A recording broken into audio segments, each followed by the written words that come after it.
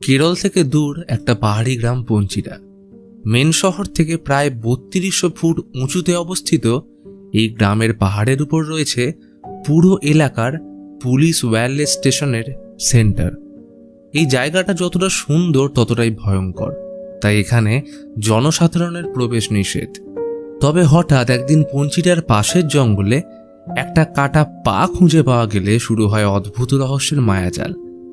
আজ নিয়ে এসছি এমন এক মুভি যার এন্ডিং তাক লাগানোর সাথে ব্রেনে আটকে থাকবে। তো বলছিলাম এলা ভিসা পঞ্চিরার কথা।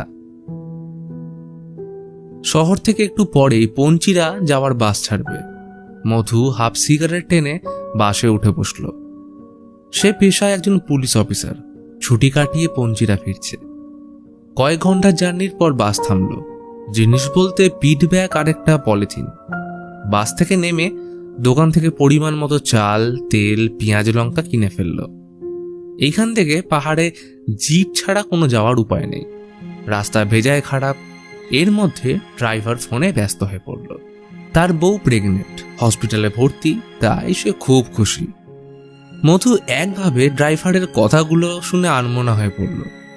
ওর স্টেশন একদম পাহাড়ের উপর। এখানে সারাক্ষণ বৃষ্টি, ধস আর ভয়ানক বজ্রপাত লেগেই থাকে। কিছু দূর আসার পর গাড়ি থামল। রাস্তা খারাপ, জঙ্গলের শর্টকাট ধরতে হবে। রবি একমাত্র ড্রাইভার যে শহর থেকে জল এনে ওয়্যারলেস স্টেশনে সাপ্লাই করে। জঙ্গল পথে যাওয়ার সময় ছোট খালের পাশে ঘাসে রক্ত লেগে থাকতে দেখে মধু চমকে উঠল। জায়গাটা নিরাপদ নয়, তাই দ্রুত জঙ্গল পেরিয়ে পাহাড়ে আসলে সহকর্মীর সাথে দেখা হয়ে যায়। মধু আশায় ও ছুটি পেয়েছে। সে বিদায় জানিয়ে চলে গেলে মধু কিছুক্ষণ বিশ্রাম নিয়ে এগিয়ে চলল। দেখে চেকপয়েন্টের রেস্ট্রিক্টেড এরিয়ার বোর্ডটা কেউ সরিয়ে দিয়েছে। মধু ওগুলো ঠিক করে এসে পৌঁছলো ওয়্যারলেস স্টেশনে। পুরো শহরের ওয়্যারলেস সিস্টেমের অ্যাক্সেস এই স্টেশন। আসতেই শুনল বিয়ে বাড়ি আছে বলে ভেনকায়াম কাল পরশুর মধ্যে নাকি পালাবে। ভেনকায়াম পিওর ভেজ, তাই মধু না চাইতেও মাটনগুলো ফ্রিজে তুলে রাখতে হলো। এইখানে কাজের কোনো চাপ নেই, শুধু ওয়্যারলেস সিস্টেমের দেখাশোনা ছাড়া। দুপুরে লাঞ্চের সময় ভেজ খাবার মধুর গলা থেকে নামছেই না, তাই থালা ভর্তি ভাত বাইরের বাচ্চা কুকুর দুটোকে দিয়ে এলো। এই জায়গায় একটা মাত্র উঁচু টিলা ছাড়া কোথাও ফোনের নেটওয়ার্ক পাওয়া যায় না, তাই দরকার হলে ওটার উপরে উঠে ফোনে কথা বলতে হয়। পরের দিন সকালে দুই ভাই ও তাদের মা এখানে ঘুরতে আসে। ওদের বাবা কয়েক বছর আগে গত হয়েছেন এবং তিনি এইখানে ডিউটি করতেন, তাই বাবার কাজের স্মৃতি আর এখানকার মনোরম পরিবেশ দুটোই অনুভব করতে আসা। আকাশে মেঘ জমছে, যখন তখন বৃষ্টি আসতে পারে। কুকুরগুলো ভয়ে আশ্রয় খুঁজছে। মধু মা ছেলেকে ভিতরে ঢুকতে বললে ভাই খেয়াল করে যে গাড়ির চাবিটা পকেট থেকে কখন পড়ে গেছে, তাই খুঁজতে দৌড়ল। আচমকা ভীষণ জোর বাজ পড়লে ইতিমধ্যে সবাই চমকে ওঠে। মধু ওদের ভিতরে বসিয়ে ছুটে গেল ওর ভাইকে খুঁজতে, কিন্তু শেষ রক্ষা হয়নি। বাজ পড়ে এসে মারা গেছে। অবশেষে মেলুকাফু পুলিশ স্টেশন থেকে এসে ওর বডি নিয়ে গেল। রাতে একা বসে মদ্যপান করার সময় মধুর মন বিচলিত হয়ে পড়ে। আনমনা হয়ে কিছু একটা ভাবছে। দূরে শোনা যায় হায়নাদের ডাক। কুকুর বাচ্চাগুলো কেমন যেন অদ্ভুত সুরে কেঁদে চলেছে।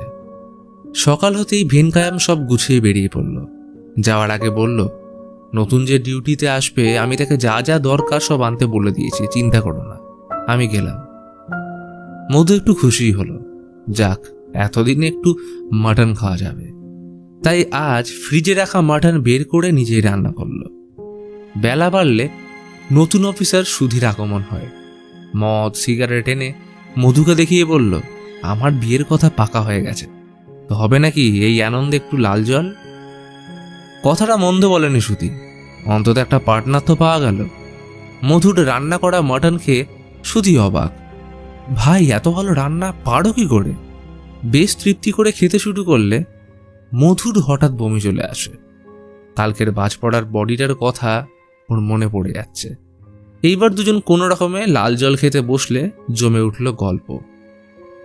সকালতেই খেয়াল করলো কাল রাতে বৃষ্টির কারণে অ্যান্টেনা ভেঙে পড়েছে, তাই খাওয়ার পর বিকেলের দিকে দুজনে অ্যান্টেনা ঠিক করতে গেলে মধুর নজর যায় জঙ্গলের দিকে। কুকুর বাচ্চাগুলো সমানে কাঁদছে। আসলে কাল বাজ পড়ে ওদের মা মারা গেছে। মধুর মনটা খারাপ হয়ে গেল, তাই মাটি খুঁড়ে নিজের হাতে ওকে কবর দেয়। মানুষ হোক বা পশু, সবার যেন সঠিক সৎকার হয়, বিচার সকলের জন্যই সমান। এরই মধ্যে পাশের পুকুরে স্নান করতে যাওয়ার পথে সুধি দুজন কাপলকে আসতে দেখে রেস্ট্রিক্টেড এরিয়ার বোর্ডটা সরিয়ে দেয়। সুধি পাক্কা ধান্দাবাজ। ওদের স্টেশন সব থেকে উঁচুতে হওয়ার কারণে দূর থেকে সব দেখা যায়। দুপুরে সুধি জমিয়ে মধুর রান্না করা মাটনগুলো খেল, কিন্তু মধুর মন থেকে সেই দিনের ওই পোড়া বডির খেয়ালটা কিছুতেই যাচ্ছে না। তাই স্বাদ করে রান্না করা মাটন ছেড়ে কলা দিয়ে ভাত মেখে খাচ্ছে। খাবার সেরে সুধি দূরবীন দিয়ে কাপলগুলোকে দেখতে ব্যস্ত হয়ে পড়লে মধু খুব রেগে যায়। তাই বকা দিয়ে ওদের দুজনকে তাড়িয়ে নো রেস্ট্রিকশন বোর্ডটা লাগিয়ে সুধিকে বলে, 1 মাস পর তো তুমিও এসব করবে, একটু ধৈর্য ধরো না ভাই। তখনই নিচের রাস্তায় অফিসার যোশীর গাড়ি আসতে দেখে দুজনে চটপট রেডি হয়ে নিল। যোশী আজ বড্ড খোঁজে রয়েছে। টিলার উপর দাঁড়িয়ে ফোনে ঝগড়া করেই যাচ্ছে। কনস্টেবলকে জিজ্ঞেস করে মধু জানতে পারল যোশীর বউ নাকি বাচ্চাকে রেখে কাল রাতে কোন ড্রাইভারের সাথে পালিয়েছে। আচমকা হেড অফিস থেকে ফোন আসলে যোশী হন্তদন্ত হয়ে বেরিয়ে যায়। হঠাৎ এমন করে চলে যাওয়ার কারণ অবশ্য বেলায় দুজন জানতে পারল। মেলুকাফু পুলিশ স্টেশনের কাছে একটা মহিলার কাটা হাত পাওয়া গেছে, তাই পার্শ্ববর্তী সমস্ত পুলিশ স্টেশনে অ্যালার্ট জারি করা হয়েছে। ফরেন্সিক বিভাগের বক্তব্য যে মহিলার বয়স আনুমানিক 30 থেকে 32। রান্নাঘরে ব্যবহৃত ধারালো ছুরি দিয়ে খুব ভালোভাবে ওর হাত কাটা হয়েছে। সাথে ফিঙ্গারপ্রিন্ট যাতে পাওয়া না যায় সেই জন্য হাতের তালুর চামড়া তুলে ফেলা হয়েছে। তাই এসআই অর্ডার দেয় পার্শ্ববর্তী এলাকার সব মহিলার মিসিং রিপোর্ট চেক করার। ইতিমধ্যে ফরেন্সিক টিম পঞ্চিরার জঙ্গলে আরও কিছু বডি পার্ট খুঁজে পায়। এই খবর ওয়াকিটকিতে শোনার পর সুধি না খেয়ে উঠে পড়ল। থালা ভর্তি ভাত কুকুরগুলোর জন্য নিয়ে আসলে দেখে ওরা মায়ের কবর খুঁজছে। সুধি কুকুরগুলোকে তাড়িয়ে কবরটার সামনে যেতেই চমকে উঠল। দেখে একটা হাত। হঠাৎ পিছনে কেউ এসে দাঁড়ায়। ছায়ায় দেখে ওর মাথায় পিস্তল তাক করে দাঁড়িয়ে রয়েছে মধু। কিন্তু প্রশ্ন হলো এর সাথে মধুর কি সম্পর্ক? তবে সে পরিস্থিতি সামলে নিজেকে সংযত করে মাটি চাপা দিয়ে বলে, কুকুরগুলো কি যে করে। তখনই রবি রেশন নিয়ে চলে আসলে সুধি বলে, তুমি ওকে সামলাও, আমার একটু পেট খারাপ হয়েছে, বাথরুমে গেলাম। এক ছুটে সুধি বাথরুমে আসতেই মধু দরজার বাইরে এসে দাঁড়ায়। সে জোরে জোরে দরজা ধাক্কা দিচ্ছে। সুধি ভয় দরজা খুলতে মধু বলে, কিরে জলটা নিয়ে বাথরুমে ঢুকে পড়লি যে? তবে সুধি চুপ, কিচ্ছু বলে না। ইতিমধ্যে খবর এলো মৃত মহিলার একটা পা পঞ্চিরার রিপিটার স্টেশনের উল্টো দিকের পাহাড়ে পাওয়া গেছে, অর্থাৎ যেখানে এরা দুজন রয়েছে তার পাশের জঙ্গল। সুধি বাথরুম থেকে বেরিয়ে দেখে নিচের ওই জঙ্গলে পুলিশের ভিড় বেড়েছে। তাই নিজের ফোনটা চার্জে বসে কন্ট্রোল সিস্টেমের সামনে রাখা একটা পাতার চিরকুটে কিছু একটা লিক পেয়ে ভাবছে যদি সেটা রবিকে দিয়ে কোন রকমে পাঠানো যায়। কিন্তু মধু সেই সুযোগ দিল না। সে নিজে রবিকে গাড়িতে তুলে দিয়ে আসলো। ওর কোমরে লোডেড পিস্তল দেখে সুধি কিছু করার সাহস পায় না। মধু সন্দেহ বাড়ছে, সুধি কিছু তো একটা আন্দাজ করতে পেরেছে। তাই ওকে জোর করে তাস খেলতে ডাকলে সুধীর খেলা দেখে বুঝতে পারে এর মাথায় অন্য কিছু চলছে। ইতিমধ্যে খবর এলো যে মৃত মহিলার বডি পার্টগুলো মেডিকেল কলেজে পাঠানো হয়েছে। তখনই কন্ট্রোল সিস্টেমের পাওয়ার প্রবলেম হলে সুধি ব্যাটারি ঠিক করার নামে ফোনটা চার্জ থেকে খুলে বাইরে নিয়ে চলে যায়। কিন্তু মধু ভীষণ চালাক।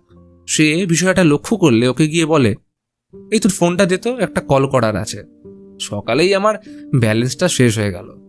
মধু কল করার নামে টিলার উপরে উঠে ফোনের সিমটা ঘষে নষ্ট করে মিথ্যে ফোনে লাগিয়ে বলে, ধুর টাওয়ার আসছে না, পরে ট্রাই করব।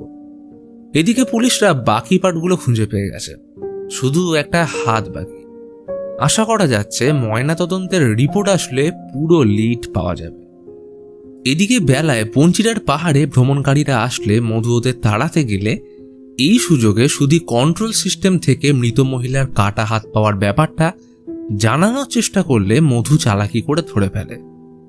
তবে সুধী বুদ্ধি খাটিয়ে কন্ট্রোল সিস্টেমের পাওয়ার অফ করে দেয়, কারণ এটা করলে পুলিশ স্টেশন থেকে কেউ না কেউ এখানে আসবেই, যেহেতু এটা মেইন ওয়্যারলেস কমিউনিকেশন স্টেশন। আর সেই মতো কাজও হলো। অফিসার যোশীর উপর অর্ডার আসলো পঞ্চিরা স্টেশন চেক করার। পাহাড়ের উপর থেকে মধু সব দেখছে, পুলিশ গাড়ি এদিকেই আসছে। মধু তাই এসে দ্রুত সিস্টেম চেক করতেই চেঁচিয়ে বলল, পাওয়ার অফ করেছো কেন? এই বলে সুইচ অন করলে ওয়্যারলেস লাইন কাজ করতে শুরু করলেও অফিসার যোশী একবার চেক করতে আসে। মধু তাকে ওয়েলকাম জানালেও সুধীর পাত্তা নেই। মধু বলে, স্যার, ও পাশের পুকুরে স্নান করতে গেছে। যোশী তখন বউয়ের কীর্তি মনে করে গজগজ করতে করতে বাইরে টয়লেট করতে গেলে মধু বলে, স্যার, ওখানে যাবেন না, কাল ওখানে একটা বিষাক্ত সাপ দেখেছিলাম, এইদিকে আসুন। যোশী ভয় সরে যেতেই নিচে দেখা যায় হাত পা মুখ বাঁধা অবস্থায় সুধী পড়ে রয়েছে। তখনই খবর এলো ইডামারুক্কুরু লোকাল বাসিন্দারা একটা মোবাইল পেয়েছে। আন্দাজ করা যাচ্ছে এটা ওই মৃত মহিলার। যোশী দেরি করল না, পুরো টিম নিয়ে দ্রুত বেরিয়ে যায়। ওরা গেলে মধু ওকে বন্ধনীমুক্ত করতেই সুধী ওকে ধাক্কা মেরে পালিয়ে যায়। কিন্তু অনেক চেষ্টা ও হাতাহাতির পরেও মধু ওকে ধরে ফেলে। ওরা দুজন এখন কন্ট্রোল রুমে একে অপরের মুখোমুখি বসে। সুধীর মনে বহু প্রশ্ন। মধু কেন এরকম করছে? আর ওই মহিলা কে? আর এমন ভয়ানকভাবে খুন সে কেন করল? বাইরে তখন ভয়ানক বিদ্যুৎ চমকাচ্ছে। অঝোরের বৃষ্টি যেন পাহাড় ভাসিয়ে নিয়ে যাবে। সুধী একের পর এক প্রশ্ন মানে মধু অপলক দৃষ্টিতে ওর দিকে তাকিয়ে থাকে। একটা সময় নিস্তব্ধতা ভেঙে বলল, সেদিন ওই যে হাতটা দেখেছিলি, ওটা আমার বউ অমৃতার। কোট্টাল কায়াম হাই স্কুলের টিচার ছিল সে। সুধী ভয় জিজ্ঞেসও করলো, তাহলে তুই বউকে কেন মারলি? কোনো পশুও এরকম ভয়ানকভাবে কাউকে মারতে পারে না। মধু হেসে বলে, বিয়ের প্রথম রাতে বউকে শারীরিক সুখ দিতে না পারার কষ্ট জানিস? ডাক্তার বলেছিল এটা হানিমুন ডিপ্রেশন। বেশ কয়েক বছর এটা নিয়ে বহু ডাক্তার দেখিয়েছি, কিন্তু এই রোগের সমাধান হয়নি।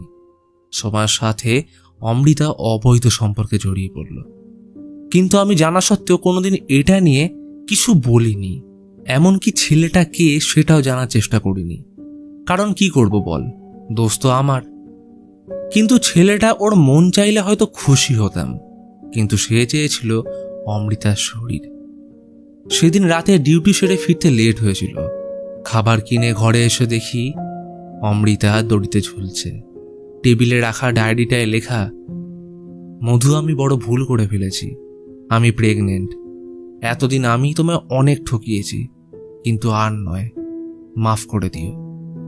মধু সেদিন প্রথম অমৃতার ফোন চেক করলে ছেলেটার পরিচয় জানতে পারে। তবে এই ঘটনা সামনে আসলে বহু প্রশ্ন ওঠার সাথে হয়তো প্রকৃত প্রতিশোধ নেওয়াও হতো না। তুই আন্দাজ করতে পারবি না আমি অমৃতাকে কতটা ভালোবাসতাম। মরে তো আমি সেদিনেই গেছিলাম, শুধু বেঁচে আছি বদলার জন্য। অমৃতার সাথে যে এরকম করলো, সে এত সহজে সমাজের সকলের মাঝে বেঁচে থাকবে এমনটা তো হয় না। তাই ওর শরীরের প্রতিটা অংশ আমি ছোট ছোট টুকরো করে কেটে ফেলি। ছেলেটা অমৃতার শরীর পেতে চেয়েছিল, জানিস তো, আর সে শখ আমি পূর্ণ করলাম। কারণ তুই এখানে এসে থেকে অমৃতার মাংসটাই তো খাচ্ছিলিস। কথাটা শুনতে সুধী ভয়ানক চমকে উঠে বমি করতে শুরু করে। অর্থাৎ সুধী সেই লোক যার সাথে অমৃতার অবৈধ সম্পর্ক তৈরি হয়। অন্যদিকে পুলিশ অমৃতার মোবাইল খুঁজে পেলে সুধী ও তার হোয়াটসঅ্যাপ চ্যাট দেখে পুরো রহস্য আরও ক্লিয়ার হয়ে যায়। তাই পুলিশ এই ঘটনার আসল কালপ্রিট সুধীকে গ্রেপ্তার করার অর্ডার দিলে অফিসার যোশী তার টিম নিয়ে রওনা দেয়। গভীর রাত, বিদ্যুৎ চমকাচ্ছে, বৃষ্টি প্রায় নামবে বলে, কিন্তু মধুর মুখে এক অদ্ভুত ভাবমূর্তি। কারণ সে ওই অ্যান্টেনার সাথে সুধীকে বেঁধে ফেলেছে, আর এখন অপেক্ষা শুধু একটা বজ্রপাতের। আর কিছুক্ষণ পরেই অঝোরে বৃষ্টি নামল। পুলিশের গাড়ি প্রায় এসেই পড়েছে। হঠাৎ এক বিশাল বজ্রপাতের সাথে ভয়ার্ত দৃষ্টিতে দেখলো মধু ওদের দিকে পাগলের মতো ছুটে আসছে। গাড়ির সাথে ধাক্কা লেগে পড়ে যেতে চিৎকার করে বলল, স্যার, বাজ পড়ে সুধি মারা গেছে। যোশী অবাক। ঘটনাস্থলে এসে পরিস্থিতি দেখে বুঝলো সকাল অবধি অপেক্ষা করতে হবে। সকাল হতেই পুলিশ সহ ফরেন্সিক টিম উপস্থিত হয়। এসআইকে যোশী ফোন করে সব আপডেট দিচ্ছে।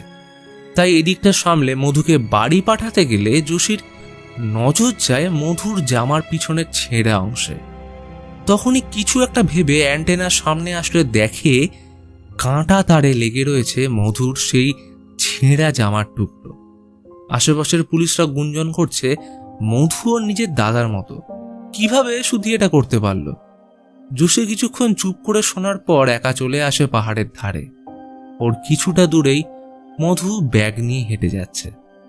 যোশীর মনে পড়ল ওর বউ কিছুদিন আগেই ড্রাইভারের সাথে পালিয়েছে। এইটা ভেবে মনটা ভারী হয়ে এলো। যোশী হেড অফিসে ফোন করে বলল, স্যার, কাল রাতে অ্যান্টেনা ঠিক করতে গিয়ে সুধী বজ্রপাতে মারা গেছে, কেস ডিসমিস। কথাটা শেষ করতেই যোশী পাহাড়ের ঠান্ডা কুয়াশাচ্ছন্ন হাওয়ায় মধুর জামার ছেঁড়া অংশটা উড়িয়ে দিল। হয়তো কিছু শাস্তি এইভাবেই প্রকৃতির হাতে ছেড়ে দেওয়া ভালো। আর অন্যদিকে দেখা যায় একাকিত্বের বোঝা নিয়ে পাহাড় পথে হেঁটে চলেছে মধু, এবং তার পিছু নিয়েছে মা হারা সেই দুটো কুকুরের বাচ্চা।